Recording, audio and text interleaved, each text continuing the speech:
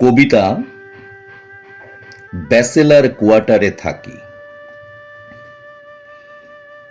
নীলবর্ণের আকাশ মুড়ি দিয়ে প্রাপ্তির পরিবর্তে যখন স্মৃতির মুখ নিয়ে ভাবছি, তৃষ্ণা মেটাতে গিয়ে যখন মনোযোগ দিচ্ছি কবিতা রচনায়, দ্রুত গলে যাচ্ছে কবিতার দ্যুতিময় স্ফটিক, পুরাতন হয়ে যাচ্ছে চোখে জন্ম নেয়া রঙিন আগুন। ব্যাচেলার কোয়ার্টারে থাকি, ঘুরতে ঘুরতে এ গলি ও গলি সব চেনা হয়ে গেছে। শপিং মলে একদিন কাউকে চিনেছিলাম, বহুদিন হলো, সম্ভবত সে এখন পূর্ণ যুবতী অথবা গৃহিণী। বিচ্ছেদের ঘটনা ভুলে গেছি, ছন্ন ছাড়া মনের কারণে পথ এঁকে বেঁকে বিপদ হয়ে গেছে। অবশ্য ছোঁয়াচে সে অসুখ, সুখ কাটতে পারেনি, বরং জমা হয়েছে লালিত বন্ধনে। না না, আমি নিঃসঙ্গ নই, স্বাগত কোনো মুহূর্তের অপেক্ষা আমার নেই। প্রিয়তমার বুকের নিঃশ্বাসে আরণ্যক উচ্ছ্বাসে ঘোষণা করি, তুমি আমার কাব্য উচ্চারণ। তবু কেন নীলকণ্ঠ ফুল আজও নীল রয়ে গেছে? কেন একটি কপাল খুঁজে ফিরছে আমার অনামিকা, আমি বুঝতে পারি না।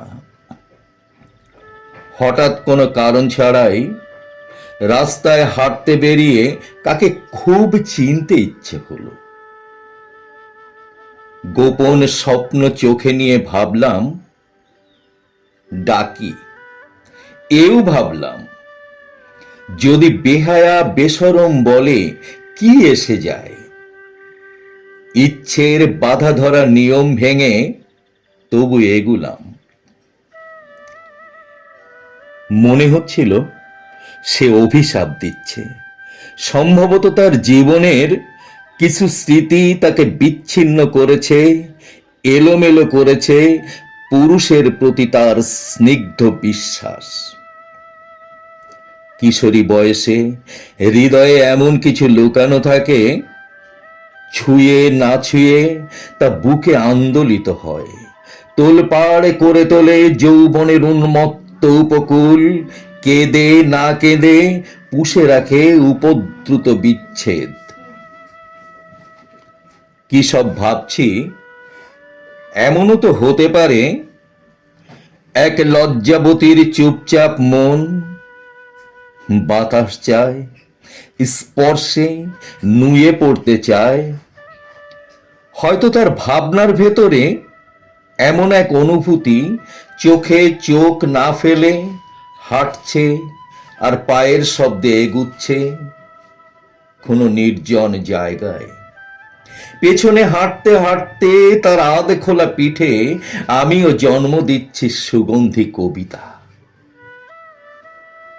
না, আমি কোনো অসভ্য কাজ করিনি, ভাবিনি এই উৎসবের রঙে তাকে হুট করে ডাক দিই, কিংবা শাড়ির আঁচলে টেনে বলি, এই যে এতক্ষণ আমি তোমার পেছনে হাঁটছি, আমার কি সময়ের মূল্য নেই? যদি আরো ইচ্ছে হয় আমাকে হাঁটাও, কি জানি তোমার খোপায় মহু আর নির্যাস মেখেছ কিনা। আমি ঘেমে যাচ্ছি, আমি বুঝতে পারছি তুমি কেঁপে উঠছ ভয়ে কিংবা কষ্টে।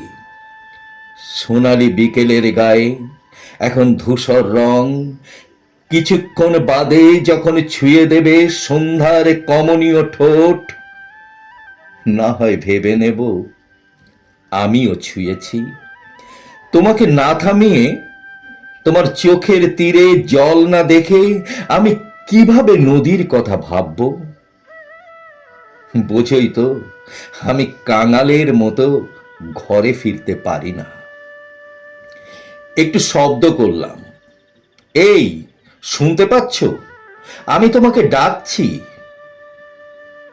কি অদ্ভুত মেয়ে, পুরোপুরি ঘুরে দাঁড়িয়ে বলল, আমার চোখ দেখুন, বহু রাত্রি না ঘুমিয়ে কালি পড়ে গেছে।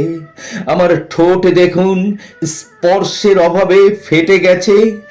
আমার গালে এখন আর লালিমা নেই। দেখুন দেখুন, আমার সমস্ত শরীর দেখুন। দৃষ্টি সরাতে গিয়ে তখন নিজেকে ভীষণ বোকা মনে হলো। ভয়ানক অপরাধীর মতো তাকে জিজ্ঞেস করলাম, তুমি শম্পা না?